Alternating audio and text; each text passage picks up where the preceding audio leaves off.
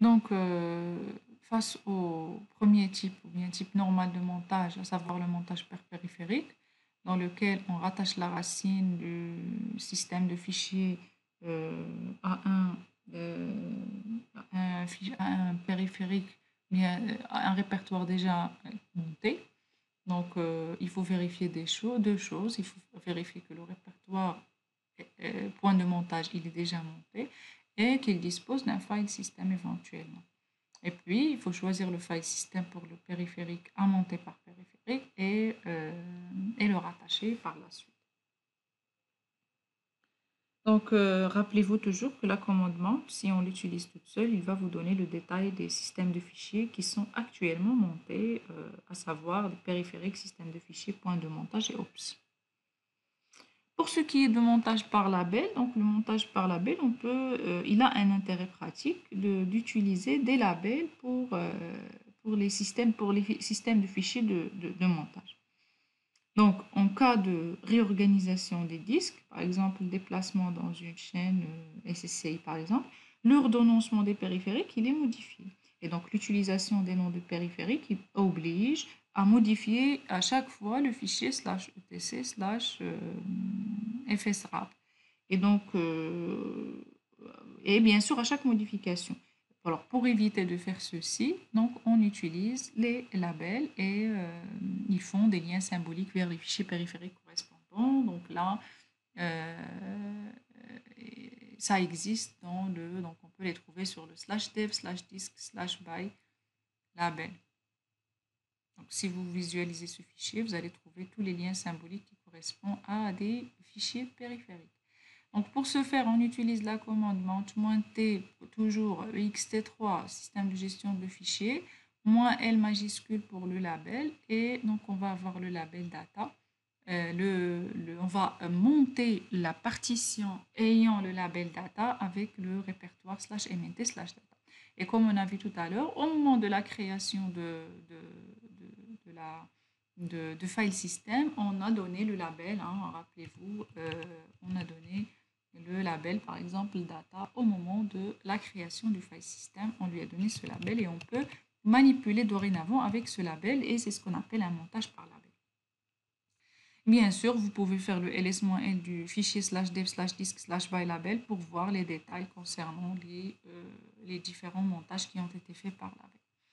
On peut aussi utiliser ce qu'on appelle un montage par UUID. Donc, chaque système de fichiers il dispose d'un identifiant unique qui s'appelle un UUID, Universal Unique Identifier. Généralement, c'est un nombre qui est plutôt aléatoire et il est codé sur beaucoup de bits, hein, pour que sur un ou plusieurs systèmes de données, il soit différent. Donc, pour avoir un UUID, on a dit par file system. Donc, si le disque il change de position logique, l'UUID ne va pas varier. Donc, il va rester le même. Et le mount, il retrouve le système de fichiers qui est, alors qu'il est théoriquement bien plus possible que deux systèmes de fichiers portent le même label, donc ils ne peuvent pas porter le même UUID.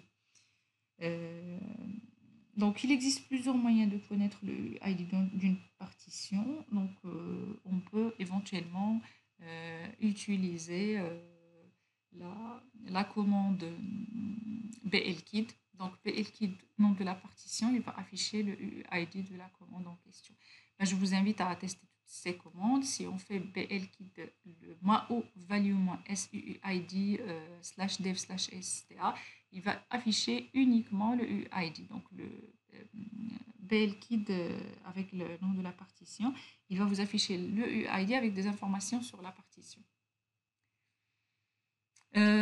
On peut aussi utiliser le dump to file system, dump to fs-h, le nom de la partition et avec un pipe grep UUID. Donc ça aussi, ça permet d'afficher le UUID. Donc il y a pas mal de façons de faire, hein. Et puis, une fois on récupère le UUID, on peut faire un montage.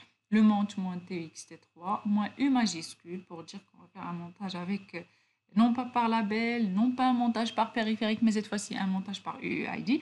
On spécifie le numéro UUID et puis on va spécifier toujours le répertoire de montage. Voilà. Donc, ça, c'est les trois types de montage qui peuvent exister. Donc, on peut monter par périphérique, on peut monter par label, on peut monter par UEID, mais non, on sait ce que c'est. Puis, on peut aussi faire un remontage. On a dit que Linux, il le permet, on peut remonter un système de fichiers.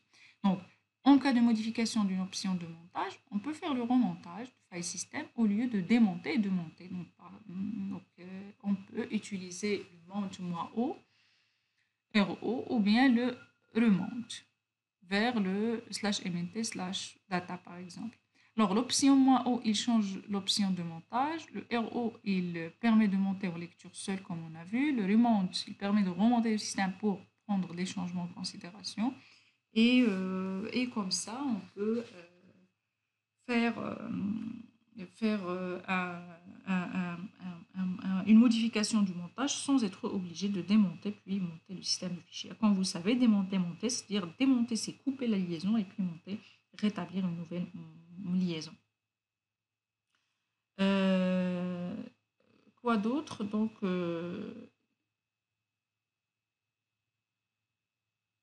Donc la ligne de commande complète, on peut la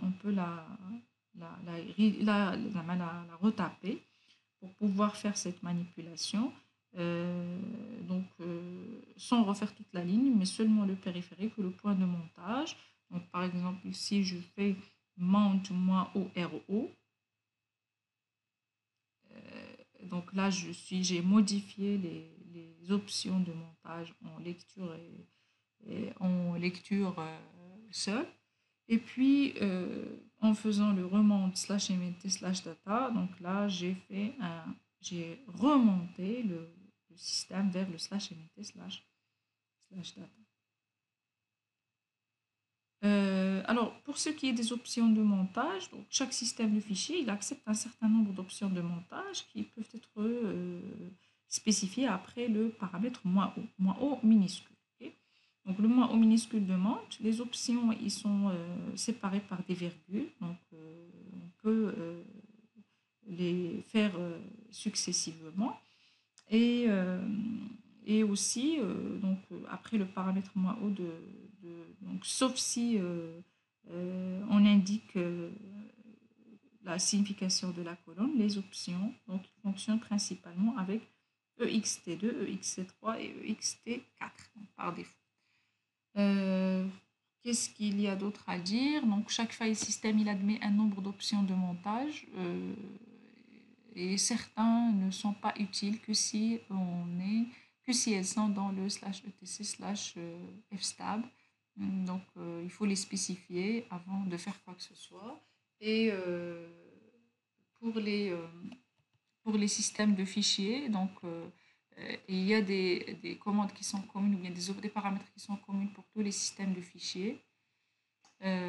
Par exemple, on peut spécifier synchrone ou asynchrone. Donc ça signifie que les entrées-sorties sur le système de fichiers sont synchrones ou bien ils sont asynchrones. Donc ça permet d'activer ou de désactiver les écritures synchrones. Donc si on a le async, les écritures passent par un tampon qui va différer les écritures et ils auront la main un peu plus vite.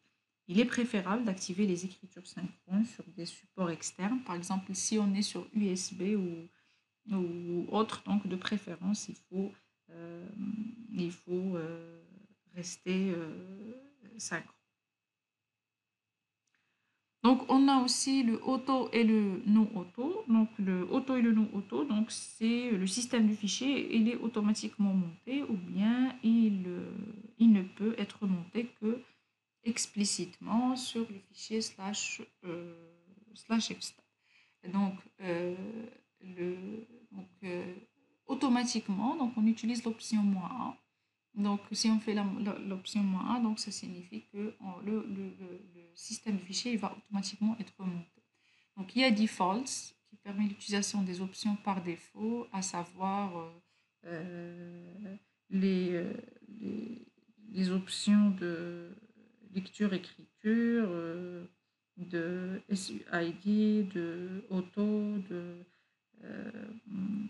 Donc, il y a des options qui sont, si on fait default, il y a des options qui vont être affectées par défaut. Donc, par défaut, on va être asynchrone. Par défaut, euh, on va être à l'exécution des fichiers binaires sur le support. Donc, dev et non dev. Donc, le dev, il permet d'interpréter les fichiers spéciaux de périphériques présents sur le système. Si je fais non dev, donc je ne peux pas interpréter des fichiers spéciaux. Et par défaut, je suis dev. Donc, pour ce qui est de l'exécution des fichiers binaires, c'est exec et non exec. Pour le no time, donc c'est ne pas permettre les mises à jour des horodatage d'accès à chaque accès. Donc les horodatages, c'est le stockage de temps exact, donc à la minute et la seconde de l'opération d'accès. Alors, il y a aussi, bien sûr, il y a d'autres options. Il y a l'option real time. Donc, pour cette option, c'est une option qui permet de mettre à jour les heures d'accès en fonction des heures de modification en changement. Donc, il fonctionne uniquement avec des applications qui ont besoin de voir si un fichier a été lu depuis sa dernière modification ou pas. C'est une opération qui est quand même importante pour des fichiers qui sont confidentiels ou qui sont de niveau de sécurité très sollicité. On a le no SUID, donc ne pas tenir compte des bits SUID et SSGID. Donc, c'est une option aussi à activer ou désactiver. Donc, par défaut, on les active. Donc, on n'est pas no SUID, mais on est SUID. Aussi, il y a le no user, donc ne pas autoriser l'utilisateur ordinaire à monter le système de fichiers. Donc là, pour certains systèmes de gestion de fichiers, donc c'est important de l'activer. Donc, il est important de faire très attention aux fichiers, donc au montage effectué par les non-root. Et la liste est longue des options, donc ce n'est pas des options qui sont limitées, donc il y a plusieurs, il y a des options aussi, l'option ACL qui permet l'utilisation des listes de contrôle, il y a le UMask qui, pour certains types de fichiers, surtout les systèmes de fichiers FAT et NTFS, donc il applique un autre masque global que celui par défaut. Il y a le compresse, donc qui active la compression automatique des données, et aussi le autodéfrag qui permet d'activer la défragmentation automatique du système de fichiers. Voilà, donc ici vous allez trouver les définitions des différentes options et les différents paramètres. Passons maintenant au démontage.